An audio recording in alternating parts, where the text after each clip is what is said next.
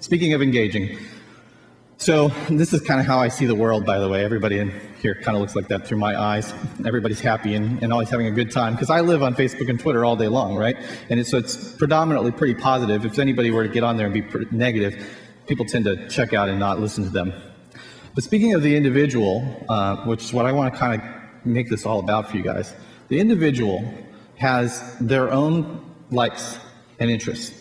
From their perspective, their own motivation. They're going to like you on Facebook, they're going to follow your blog or follow you on Twitter, they're going to subscribe to you on Pinterest or whatever, based on whether or not they care or not. So you can try and run incentives to incentivize them, but at the end of the day, it's really about them and what they like, and you creating a content that drives them to you and engaging them really well.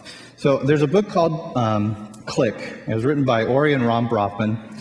And in the book, they tell a story about a young girl named Kelly Hildebrandt. And a couple years ago, Kelly Hildebrandt decided to do a search on Facebook for herself.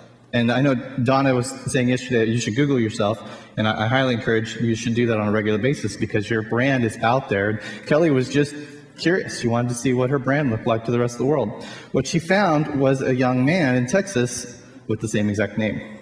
Thinking this was interesting, she engaged him. She sent him a private message on Facebook and said, "Hey, isn't this fun? We have the same name." And that was all it was. A couple days later, he responded.